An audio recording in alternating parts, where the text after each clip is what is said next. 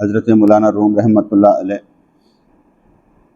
ہمیں طریقت کا راستہ، عشق کا راستہ، توحید کا راستہ مختلف واقعات، قصے، کہانیوں کے ساتھ سمجھا رہے ہیں۔ علمی طور پر بات کچھ اور ہوتی ہے، لیکن عملی طور پر بات کچھ اور ہوتی ہے۔ علم ہو مگر اس کے بعد بھی عمل مشکل ہو جاتا ہے۔ ابھی میں دوستوں کو سمجھا رہا تھا کہ دیکھیں، ایک ہوتا ہے فرض نماز، ایک ہوتی ہے فرض کفایہ۔ فرض نماز اگر کوئی نہ پڑھے تو اس کا ذاتی پرابلم، کہتے ہیں ذاتی مسئلہ اس کا، اور اگر فرض کفایہ نماز جنازہ کسی کا نہ پڑھا جائے تو رشتہ داریاں ٹوٹ جاتی ہیں، اس لیے کہ ہے وہ فرض کفایہ، اور ہمیں معلوم ہے فرض کفایہ ہوتا ہے کہ محلے میں ایک بندہ پڑھ لے نماز جنازہ ہو گیا۔ فرض نماز ہر ایک پر لازم، جماعت کے ساتھ واجب، اور فرض کفایہ جنازہ ایک بندہ بھی پڑھ لے ہو جائے گا، ایک بندہ پڑھ لے ہو جائے گا، سامنے جنازہ رکھے پڑھ لے ہو جائے گا۔ جماعت لازم نہیں، جماعت لازم نہیں ہے، لیکن فرض نماز پر اتنا رولا نہیں ہوگا، اور اگر کسی کا جنازہ نہ پڑھا جائے تو اس پر کیا ہوگا؟ رشتہ داریاں ٹوٹ جاتی، یعنی کہ فرض کفایہ ادا نہ کرنے پر فرض ٹوٹ جائے گا، رشتہ داریاں ٹوٹ جائیں گی۔ جو حکم ہے کہ رشتہ داریاں نہیں توڑنی، وہ ٹوٹ جائیں گی فرض کفایہ ادا نہ کرنے پر۔ تو علمی طور پر بات کچھ اور ہوتی ہے، اور عملی طور پر بات بہت مشکل ہوتی ہے، بہت ہی مشکل ہو جاتی ہے۔ حالانکہ سمپل سا سادہ سا کام بھی ہونا تو ہمارے لیے کرنا مشکل ہو جاتا ہے۔ جیسے ابھی اور کیا کہتے ہیں، نکاح کرنا سنت، اس میں ولیمہ کرنا سنت، اگر کسی کے خوشی میں نہ جائیں تب بھی رشتہ داریاں ٹوٹ جاتی ہیں۔ یہ آیا ہی نہیں یار، یہ کوئی مسئلہ ہے، آنا تو چاہیے تھا نا، لیکن اس پر بھی رشتہ داریاں ٹوٹ جاتی ہیں، اور اگر نہ بلایا جائے تب بھی ٹوٹ جاتی ہیں، یار اس نے ہمیں بلایا ہی نہیں۔ یہ میں اس لیے آپ کو سمجھا رہا ہوں کہ آپ نے یہ چیزیں اپنے دماغ میں رکھنی ہیں کہ فرض کیا ہوتا ہے، فرض کفایہ کیا ہوتا ہے، واجب کیا ہوتا ہے، اور ہم نے حقیقی زندگی میں اس کو اپنانا ہے۔ اگر ہمیں کوئی نہ بلائے تو دکھ محسوس نہیں کرنا، اگر نہیں بلا رہا کوئی مسئلہ نہیں ہے، اپنے اندر یہ چیز پیدا کرنی ہے کہ اس نے ہمیں نہیں بلایا تو کوئی تکلیف نہیں ہے۔ میں آگے سمجھا رہا تھا دوستوں کو، میں کہ دیکھو مجھے کس سے پیار ہے، محبت ہے، کسی دوست سے محبت ہے، وہ مجھ سے ملنے نہ آئے، تکلیف مجھے ہے، میں کبھی اسے نہیں کہتا یار تو ملنے نہیں آ رہا، کیونکہ محبت مجھے ہے، تکلیف مجھے ہے۔ اگر وہ ملنے نہیں آ رہا، تڑپ میری ہے، اب میں اپنی تڑپ کے لیے اسے تڑپاؤں تو بنتی ہے بات، میں اس کے لیے ویسا ہی رہوں گا جیسا وہ چاہتا ہے اپنی محبت میں۔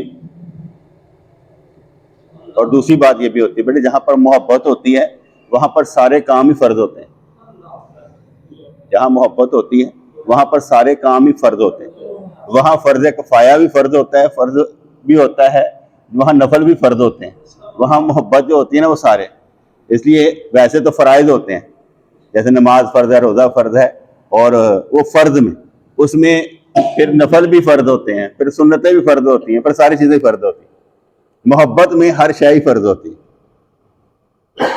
تو یہاں پر مولانا روم رحمۃ اللہ علیہ سمجھا رہے ہیں کہ آفتاب اگر اس دنیا کو، چمن کو چھوڑتا ہے تو اس لیے کہ زمین کے نچلے حصے کو روشن کر رہا ہے، کیونکہ زمین ساکن ہے اور سورج اس کے گرد گھومتا ہے۔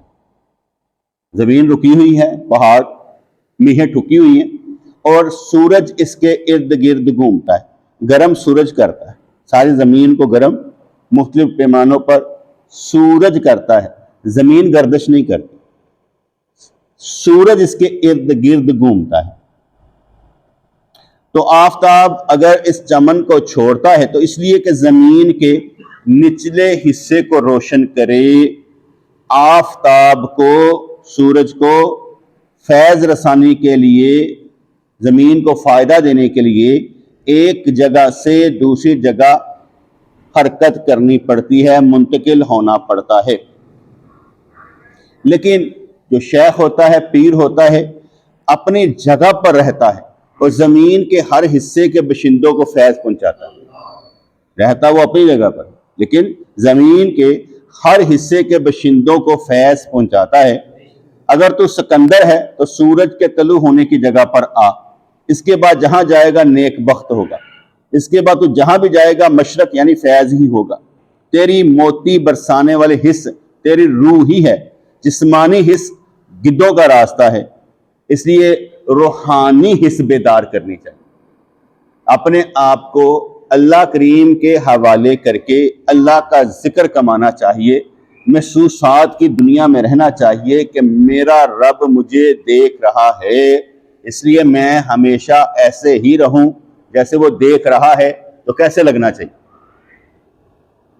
اللہ کریم ہمیں دیکھ رہا تو ہم ہمیشہ اچھا بننے کی کوشش کریں گے، اچھی بات کہنے کی کوشش کریں گے، کیونکہ ہمیں دیکھا جا رہا ہے۔ جب کوئی دیکھتا ہے تو ہمارا ذرا طریقہ بدل جاتا ہے کہ دیکھا جا رہا ہے۔ تو جب اللہ کریم دیکھ رہا ہے، اگر یہ بات بھی ہمارے بچوں کے اندر ہی پیدا ہو جائے، ہمارا اللہ ہمیں دیکھ رہا ہے، یہ چیز بھی پیدا ہو جائے تو ان کے اندر بھی کمال پیدا ہو جائے گا کہ ہمارا اللہ ہمیں دیکھ رہا ہے۔ تو اس لیے انہوں نے فرمایا کہ ظاہری چکھنا، چھونا، سونگنا، سننا، دیکھنا، 5 حصوں کے علاوہ 6 حصے اور ہیں جن کا تعلق روح سے۔ ظاہری چکھنا، ہم چکھتے ہیں، جب وضو کرتے ہیں تو محسوس ہو رہا ہے پانی میں سے بدبو تو نہیں آ رہی۔ اللہ کریم نے ایسا ہمیں وہ کیا کہتے ہیں سینسر دیا ہوا ہے بغیر پیسوں کے کہ ہم جب سونگ ایسے پانی کے چھٹے بھی لگاتے ہیں تو پتہ لگتا ہے بدبو نہیں آ رہی ہے نا، وہ سینسر لگا ہوتا ہے نا، کوئی اگر اللہ تعالیٰ نے ہمیں دیا ہوتا ہے، ٹھیک ہے، زبان کے ذائقے سے سینسر دیا ہوتا ہے کہ کوئی خطرناک چیز ذائقہ اندر نہ چلا جائے۔ اگر تجھے مرچوں کا یا دیگر چیزوں کا احساس ہی نہ ہو، ایک بندے کو کیا کہتے ہیں بلڈ پریشر ہائی ہے، وہ نمک والی چیز کر رہا ہے، اسے معلوم نہیں بھی نمک کی ہے، زبان احساس ہی نہیں کر رہی، سینسر کام ہی نہیں کر رہا، تو پھر کیا ہوگا؟ وہ تو اس کا بی پی ہائی ہو جائے گا۔ اس لیے اللہ کریم نے کتنے سینسز ہمیں دیے ہوتے ہیں کہ بھئی ناک بھی ہے، زبان بھی ہے، کان بھی ہے، آنکھ بھی ہے، تو کہتے ہیں ظاہری چکھنا، چھونا پتہ لگ جاتا ہے، ٹھیک ہے نا۔ اگر کسی سے ہاتھ میں لایا جائے تو وہ بھی فائدہ دیتا ہے۔ جب کسی سے ہاتھ میں لایا جاتا ہے تو ہاتھ ایسے ہونے سے پہلے بخشش ہو جاتی ہے، کیسا ایک سینسز ہے۔ اگر کسی کو پیارے کو ہاتھ لگے جائے تو اسے ایک ایسی طاقت ملتی ہے کہ یار مجھے چھوا گیا، مجھے پیار کیا گیا۔ تو ظاہری چکھنا، چھونا، سونگنا، سننا، دیکھنا، 5 حصوں کے علاوہ 6 حصے ہیں۔ مجھے یاد پڑتا ہے کہ میں اپنے پیر مرشد رحمۃ اللہ علیہ کے ساتھ تھا کنڈیاروں میں، تو وہاں پر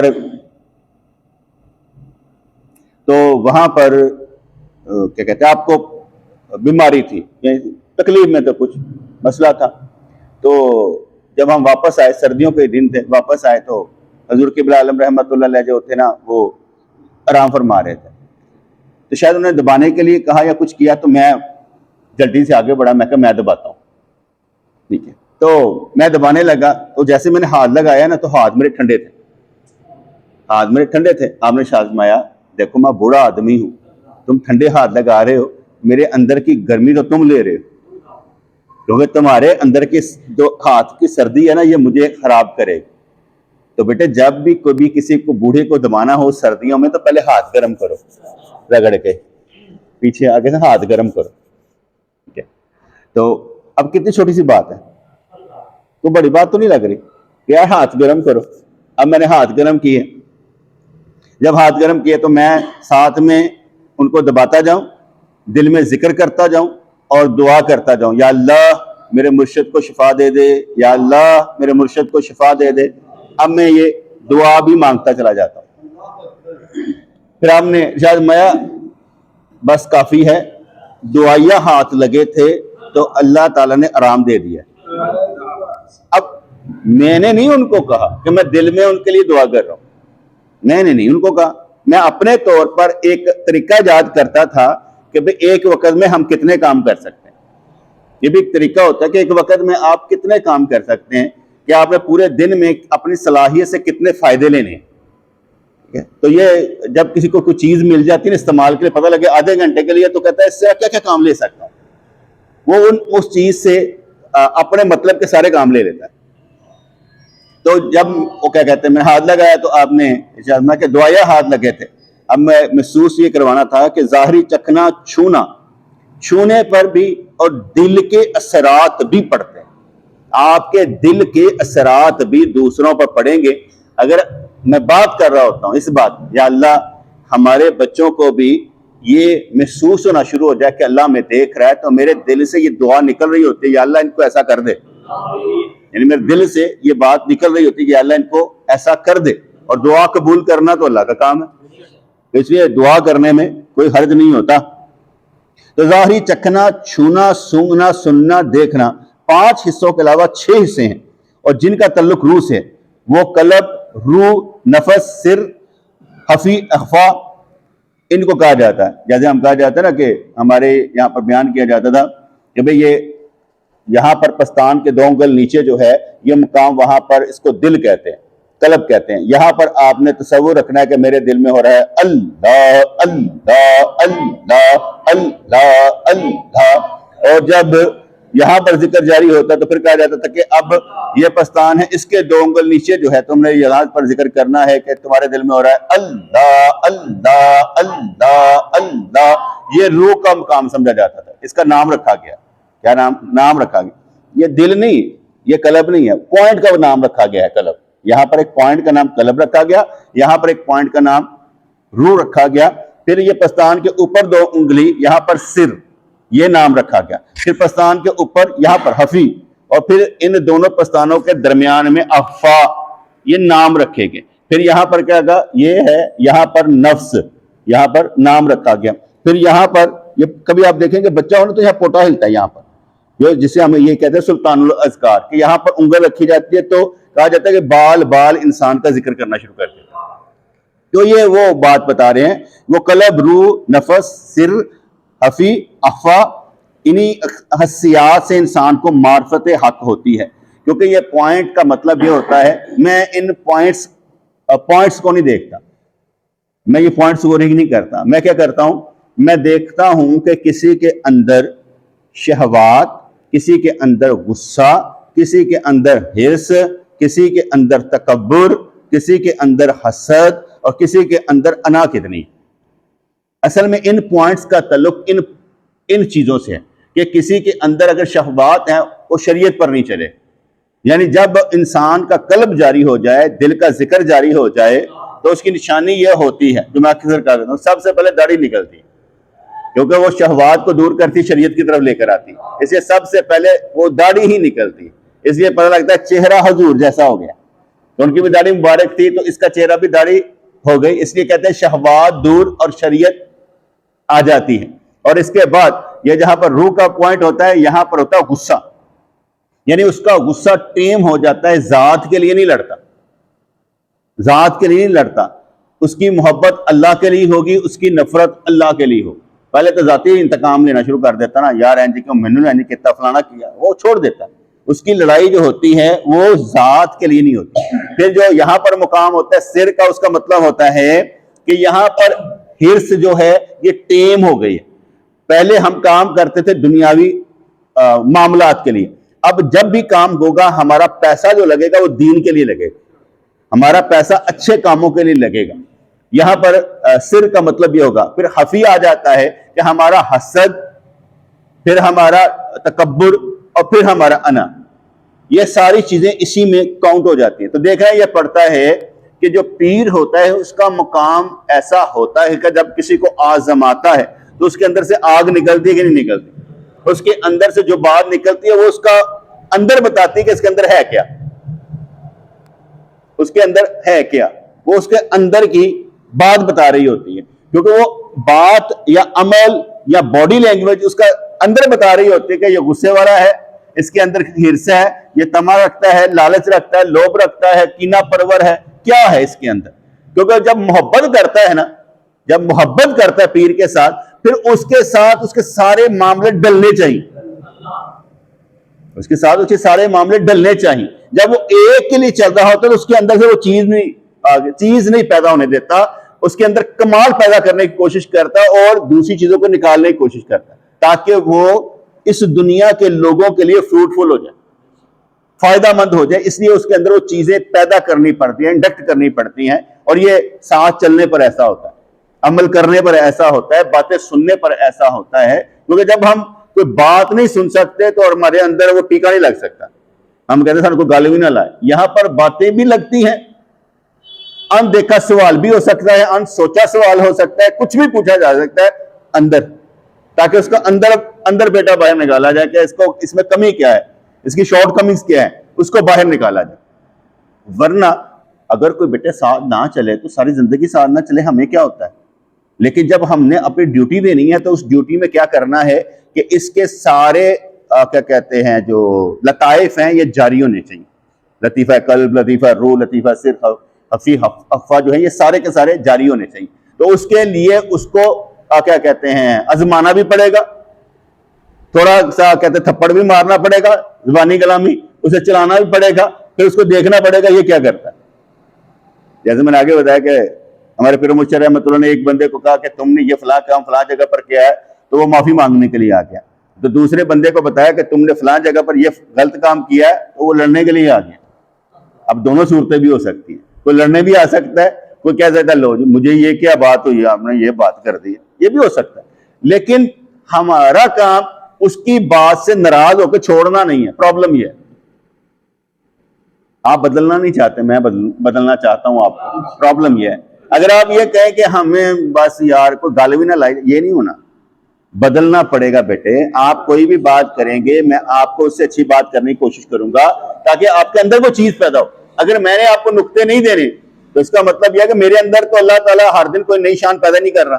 روزانہ اللہ تعالیٰ کی ایک نئی شان ہوتی ہے, نئی آپ کو رزق دیا جاتا ہے, نئی سوچ دی جاتی ہے, آپ کے اندر کو جگمگایا جاتا ہے, کیونکہ آپ نے چلنا ہے. تو وہی چیز تو آپ آگے دیں گے نا. تو جب آپ دے نہیں سکیں گے تو آپ کے اندر کی چیز فیض رکا ہوا ہوتا ہے, اس لیے اندر کو چیز ڈالنی پڑتی ہے. بدبو جو پانی ٹھہرا ہوتا ہے وہ بھی بدبو دینے لگ پڑتا ہے. اگر کوئی روح اچھے کام نہ کرے تو بد روح بن جاتی ہے. اس لیے ہمیں بندے کو چلانے کے لیے اسے استعمال کرنا پڑتا ہے کہ اسے کسی طریقے سے آگے بڑھایا جائے. تو فرمانے لگے کہ انہی حسیات سے انسان کو معرفت حق ہوتی ہے.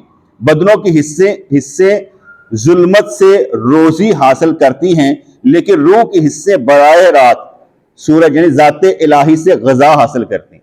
یہ جو ہمارا ذکر ہوتا ہے نا, یہ بھی ایک غذا ہے.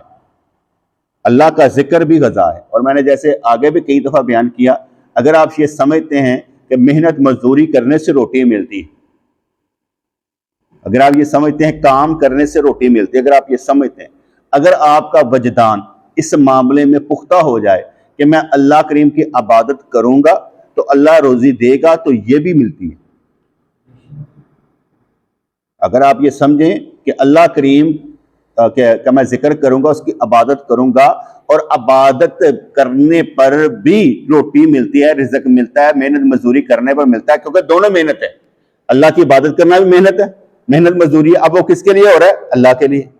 عبادت بھی اللہ کے لیے ہو رہی ہے. نمبر 2 کیا ہو رہا ہے کہ بھئی آپ محنت مزدوری کر رہے ہیں کہ میں رزق جو ہے محنت مزدوری کے بغیر نہیں ملتا, اس کے بغیر بھی نہیں ملتا, اس کے بغیر بھی نہیں ملتا, اس کے ساتھ بھی ملتا ہے. اگر آپ کی سوچ ہو جائے گی کہ اللہ کریم اس طرح بھی رزق دیتا ہے تو ضرور دے گا, ضرور دے گا, کیونکہ وہ اللہ کریم ہے. ایسا کیسے ہو سکتا ہے کہ جو اس کی عبادت کرے اسے رزق نہ دے؟ وہ اپنے عبادت کرنے والوں کو رزق ضرور دیتا ہے, جو اللہ کرنے والے ہوتے ہیں ان کو رزق ضرور دیتا ہے. تو یہاں پر فرمایا گیا کہ لیکن روح کے حصے براہ راست سورج ذات الہی سے غذا حاصل کرتے ہیں. اس عالم بدنی جسوں کی اہمیت ہے, لیکن آخرت کے بازار میں روح کے حصوں کی قیمت پڑے گی. آپ کا جب جسم پاک ہوگا, جو ہم نے آگے بتایا کہ یہ لطائف کام کریں گے, آپ کا غصہ ٹیم ہو جائے گا, حرص طمع لالچ نکل جائے گا. میں بھی جس کی یہ ساری حصے بیدار ہو جائیں اور اللہ کریم سے فیض لینے والی بن جائیں, میں بھی اگر یہ قبر میں لٹایا بھی جائے تو اسے کیڑے نہ کھائیں, کیونکہ اس کی جو راگہ سر سے لے کر پاؤں تک جو ہے نا, یہ ساری کے ساری اللہ تعالیٰ کے ذکر سے منور ہو کر, اللہ تعالیٰ سے فیضان لے کر چیزیں روشن ہو کر اندر گئیں. اس لیے جب وہ لٹایا بھی جائے, میں بھی کہہ رہا ہوں, میں بھی اللہ چاہے تو انشاءاللہ اللہ چاہے تو ایسا ہو سکتا ہے کہ یہ جب قبر میں رکھا جائے تو اس کے جسم کو بھی کیڑے نہ کھائیں, کیونکہ یہ فیضان ربانی سے منور ہو کر اندر پہنچا. اس کی ایک شان ہے کہ وہ یہ قبر میں بھی گیا ہے تو اس طریقے سے گیا ہے.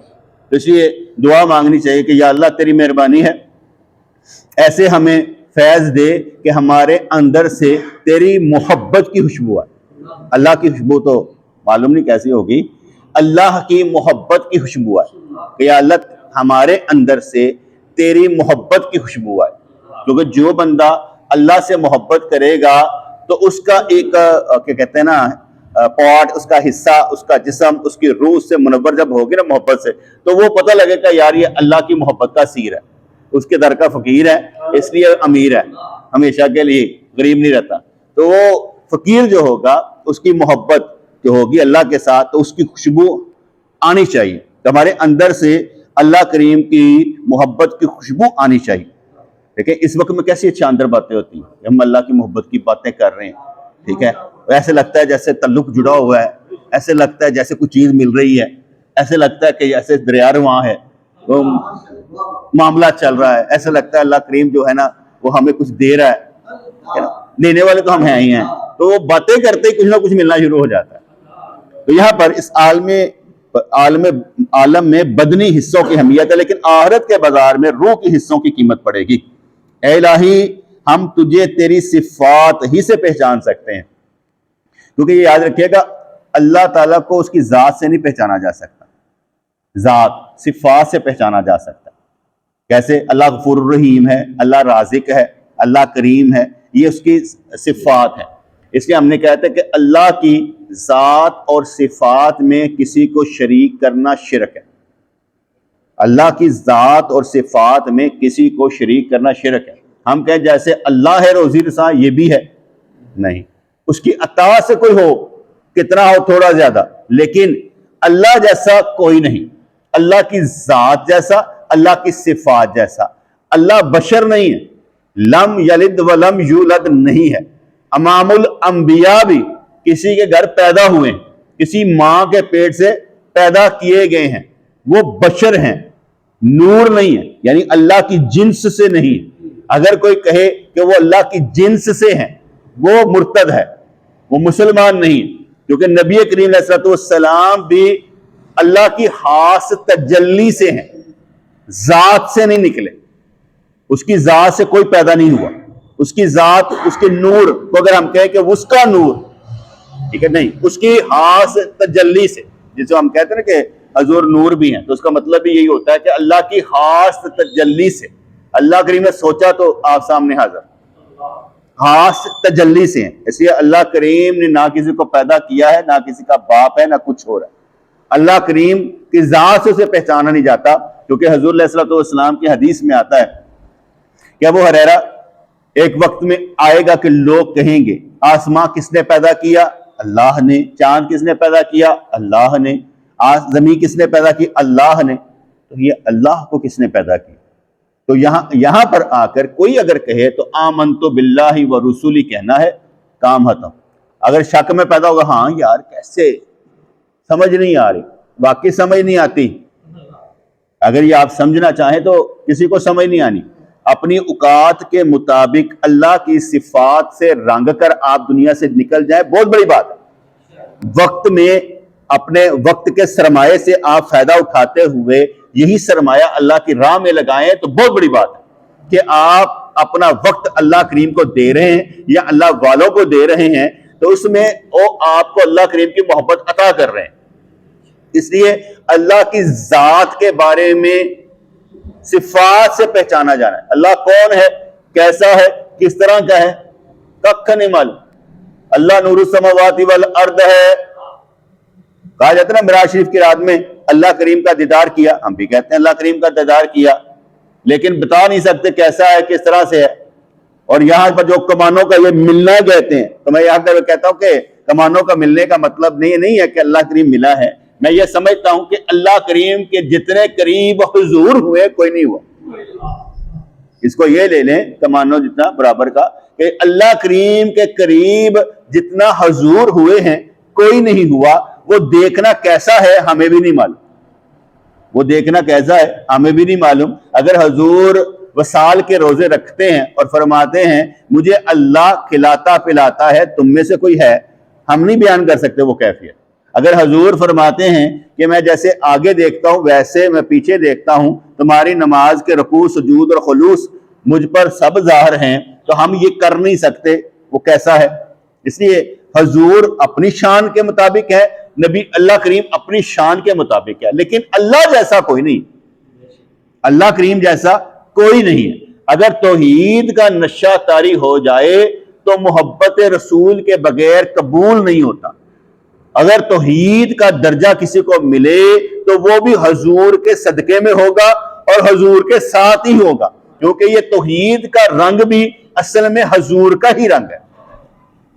اگر ہم یہ کہیں یہ محبت علیحدہ علیحدہ ہے, اللہ کی محبت علیحدہ, نبی کی محبت علیحدہ, یہ کبھی علیحدہ نہیں. جیسے میں آگے کہا کرتا ہوں کہ لا الہ الا اللہ یہ بھی رنگ ہے, محمد رسول اللہ یہ بھی رنگ ہے. ایمان اندر ہے آپ کا, اللہ کریم کا بھی پر بھی ایمان اور رسول اللہ پر بھی ایمان, یہ اندر موجود ہے. اس لیے ہمارے اندر ہی سب کچھ ہے, ہمارے اندر ہی سب کچھ ہے. تو یہاں پر میں کہا کہ اے الہی ہم تجھے تیری صفات ہی سے پہچان سکتے ہیں, کیونکہ صفات پر غور کرنا چاہیے, ذات پر غور نہیں کرنا چاہیے. ذات پر غور کرنے والے بعض اوقات گمراہ ہو جاتے ہیں.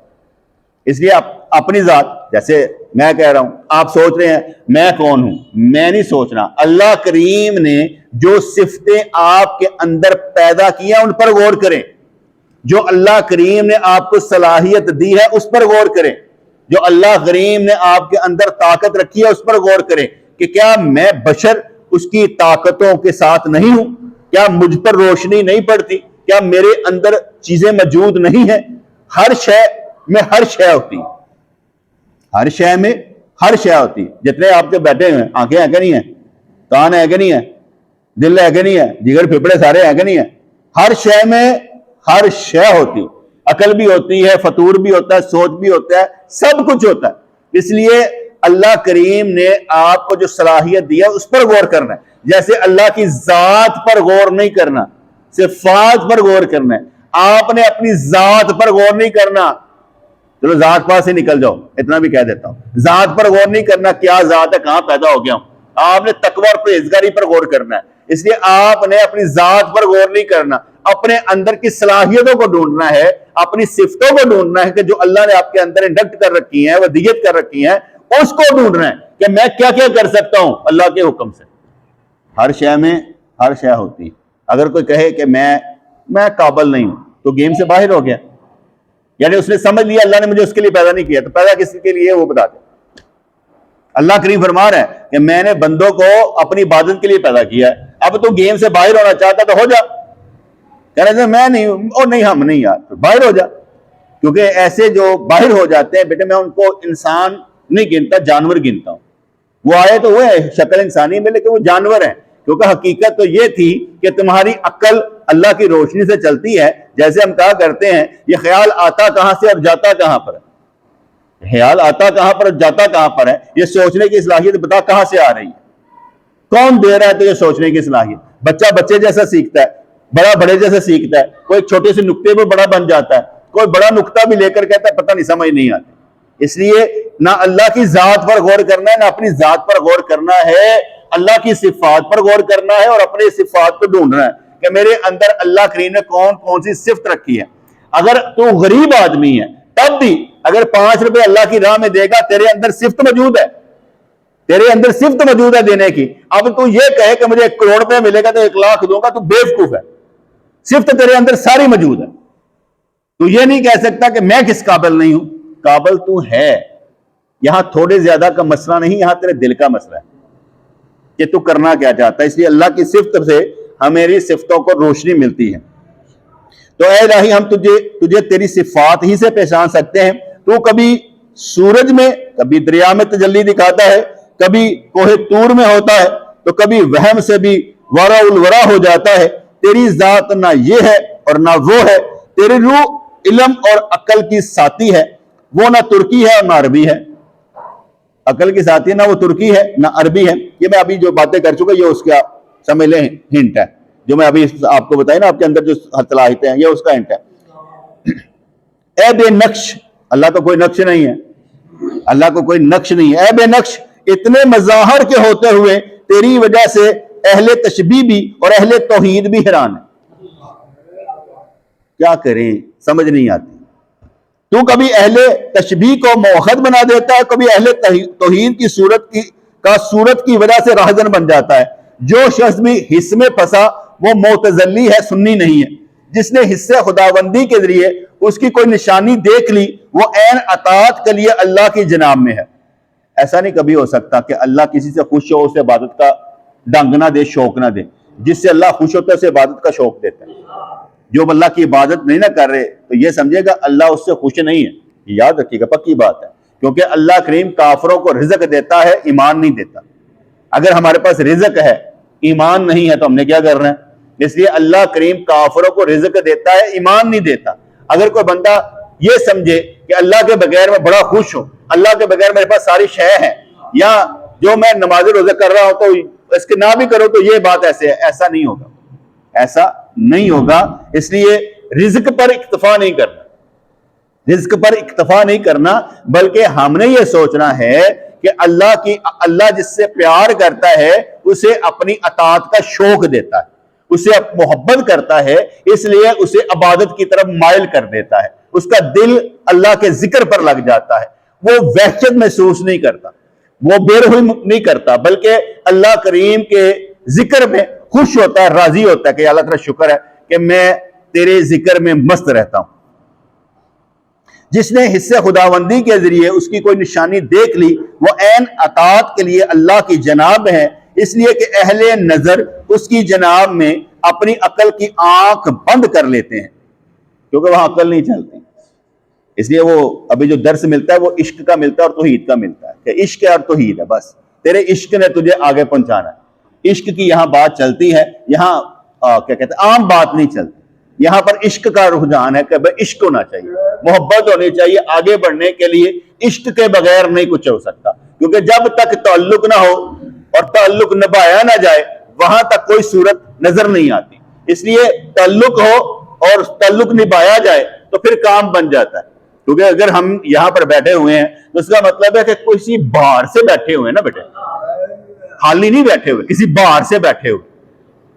وزن سے بیٹھا ہوتا ہے بندہ, ویسے نہیں بیٹھا ہوتا. بندہ کسی وزن سے بیٹھا ہوتا ہے, اس کے اندر کوئی چیز موجود ہوتی ہے تو بیٹھا ہو سکتا ہے. اگر کوئی کسی کو چلا رہا ہے اس کا مطلب ہے اس کے اندر چلانے کی طاقت موجود ہے تو چلا رہا ہے. اگر اس کے اندر وہ مشینری موجود نہ ہو تو وہ چلا نہیں سکتا.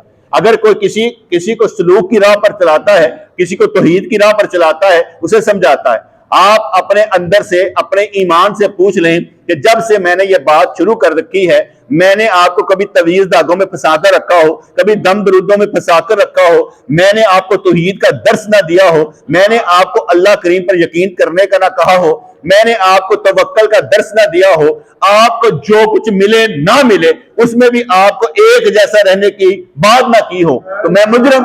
میں نے آپ کو عشق کا راستہ دکھایا, توحید کا راستہ دکھایا, آپ کو کسی گنجر میں چلانے کی کوشش نہیں کی, کیونکہ اللہ کے بغیر گزارا نہیں ہو سکتا, باقی سب کے بغیر گزارا ہو سکتا. اس لیے یہاں پر کوئی بندہ باہر سے بیٹھا ہوتا ہے. دوسری بات, آپ کو اگر میں درس دے رہا ہوں توحید کا تو آپ مجھے بھی دیکھ لیں کہ میں نے کس کس لمحے میں کوئی الٹی سیدھی بات کر ڈالی یا میں نے توحید کے الٹ بات کر دی. تو میں نے ایسا بھی نہیں کیا ہوگا انشاءاللہ تعالی. میں اگر آپ کو صبر کی بات کرتا ہوں تو خود بھی صابر بن کے بیٹھا ہوتا ہوں. اگر میں آپ کو توکل کی بات کہتا ہوں تو میں خود بھی متوکل ہو کر بیٹھا ہوتا ہوں. یہ نہیں ہے کہ میں آپ کے لیے کچھ اور ہوں, دوسروں کے لیے کچھ اور ہوں, اپنے لیے کچھ اور رکھتا ہوں, تمہارے لیے کچھ اور رکھتا ہوں. نہیں, میں نے اگر اپنے لیے پسند کیا وہی آپ لوگوں کے لیے پسند کیا. جو چیزیں میں اپنے لیے پسند کرتا ہوں وہی دوستوں کے لیے پسند کرتا ہوں. اگر میں چیز دنیا میں کوئی چیز بناتا ہوں ویسے ہی دوستوں کے لیے پسند کرتا ہوں. ایسا نہیں ہے کہ میں یہ کہوں کہ میرے لیے اور تمہارے لیے ہو, سب کے لیے برابری کا معاملہ کرتا ہوں. تو یہاں پر انہوں نے کہا کہ اس لیے کہ اہل نظر اس کی جناب میں اپنی عقل کی آنکھیں بند کر لیتے ہیں. عقل سے بات کریں گے بیٹے سمجھ نہیں آئے گی, عشق سے بات کریں گے سمجھ آ جائے گی. عقل کا دروازے بند رکھنے چاہیے, ہمیں عقل کی طرف نہیں آنا چاہیے, ہمیں عشق کی طرف آنا چاہیے. اس لیے عقل میں آئے گا تو میری عقل نہیں آتا, تیری عقل میں نہیں آتا تو میں کیا کروں. ایسا تو نہیں ہے نا. جیسے اگر حضور نے معراج ہوئی, تیری عقل میں نہیں آتی, مان یا نہ مان, ماننا تو پڑے گا نا, ایمان تو لانا پڑے گا. ایمان تو بالغیب پر ہے, عقل میں تو کوئی چیز بھی نہیں آ رہی. یؤمنون بالغیب ہے, اگر تو یؤمنون بالغیب کو مانتا ہے تو غیب پر ہی ایمان لانا پڑے گا. ایک نیکی کتنے وزن کی معلوم نہیں ہے، اور کتنے پاؤنڈ کی معلوم نہیں ہے، اتنی ہے کک نہیں پتا، وہ انہی نیکیاں کرنیاں کی نے، کتنی ہو تو ضروری ہو جاتی ہیں، یہ کک نہیں پتا، صرف ایمان لانا پڑتا ہے۔ اس لیے ہر نیکی پر کیا اللہ کریم دے رہا ہے کچھ معلوم نہیں۔ اگر حیوانی حس اسے دیکھ سکتی تو گاؤں اور خر کو بھی اسے گوتے گھوڑے اسے بھی دیکھ لیتے، لیکن اولاد آدم کے لیے اس نے اپنی پہچان کے لیے نفسانی خواہشات سے بالا تر ایک محسوس حس پیدا فرمائی ہے، اس لیے بنی آدم کو مکرم کہا گیا۔ یہاں پر انہوں نے بیان کیا کہ لیکن اولاد آدم کے لیے اللہ کریم نے اپنی پہچان کے لیے نفسانی خواہشات سے بالا تر، آگے کہا کہ یہ جو جتنے لطائف ہیں ان سے ذرا قابو کر کے بندہ اوپر آتا ہے، اور جب یہ ٹیم ہو جاتے ہیں تو پھر حسب دار ہونی شروع ہو جاتی ہے، کیونکہ ہم پہلے مجذوب ہے پھر سالک ہے، ہم یہ کہتے ہیں کہ پہلے تزکیہ نفس ہو، تصفیہ قلب ہو، پھر جو ہے اگلی چیزیں سلوک کی ہوتی۔ کچھ لوگ یہ کہتے ہیں پہلے سلوک ہے پھر مجذوب، ہم کہتے ہیں نہیں، اپنے تزکیہ نفس پہلے کرو، اپنے حرص طمع لالچ کو پہلے ختم کرو اور اس کے بعد اگلی بات کرو۔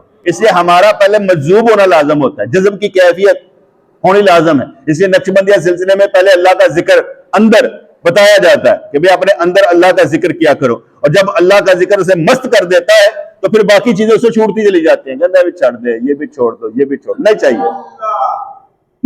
چاہیے۔ آپ دیکھیں گے نا کہ کسی جگہ پر بھی ہمیں کوئی چیز ملتی ہے، ہم نے کہا نہیں چاہیے، جہاں کردار داغدار ہوتا ہو نہیں چاہیے، یہاں مثلا نہیں چاہیے، وہ چھوڑ دی، کیونکہ معلوم تھا کہ اس سے کردار داغدار ہوتے ہیں، ہمیں کیا ضرورت ہے، ہمیں کوئی ضرورت نہیں، اس لیے کہا جاؤ کوئی مسئلہ نہیں۔ وہ چھوڑنا عبادت تھی، اپنی ذات کے لیے نہیں تھا، وہ چھوڑنا عبادت تھی کہ اپنے رب کے سامنے جب جائیں تو پتہ لگے کردار کا دنی آیا ہے۔ ایسا تو نہیں ہے کہ فضول ہی بندہ اپنا کوئی ریکارڈ بنائے بغیر ہی آ گیا، کوئی ریکارڈ بنا کے جائیں گے، ایسے نہیں جائیں گے انشاءاللہ۔ تو یہاں پر فرمایا گیا کہ لیکن اولاد آدم کے لیے اس نے اپنی پہچان کے لیے نفسانی خواہشات سے بالا تر ایک محسوس حس پیدا فرمائی ہے، اس لیے بنی آدم کو مکرم کہا گیا کہ تم مکرم ہو، تو ہمیں بھی مکرم بننا ہے، نام کا نہیں کہ نام کا تم محمود ہو۔ محمود کا کیا مطلب ہوتا ہے؟ کہتے جو احمد کا مطلب ہے وہی محمود کا مطلب ہے، حمد، احمد، محمود بس ایک جیسے ہی ہیں، اس لیے طرح نام محمود رکھا تھا، باپ کے ساتھ تم متصف ہو اس لیے اتنا نام رکھا تھا، تو نام اسی لیے رکھا جاتا ہے نا، ٹھیک ہے نا، تو اس لیے جس کی تعریف کی جائے وہ تو ہے، وہ تو تعریف کے قابل ہے، محمود ہے، محمود و یاس ایک جیسے ہو گئے، تو اس لیے ہر ایک کے نام کا اثر ہوتا ہے، لیکن صرف نام ہی رکھنا لازم نہیں ہوتا، کام سے بھی غرض ہونی چاہیے کہ نام کے ساتھ ساتھ اس کی کام کیسے۔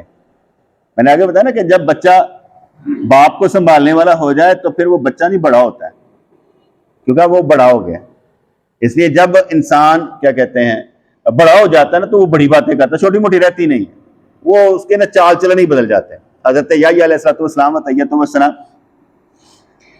بڑا روتے تھے تو اللہ کریم سے حضرت زکریا علیہ السلام نے پوچھا یا اللہ میرا بیٹا ہے چھوٹا ہے بہت روتا ہے، کہا تو خود ہی تو نے بیٹا مانگا تھا تو کہا تھا نیک بیٹا مجھے دینا، اچھا بیٹا مجھے دینا، تو وہ پھر روئے گا تو صحیح نا۔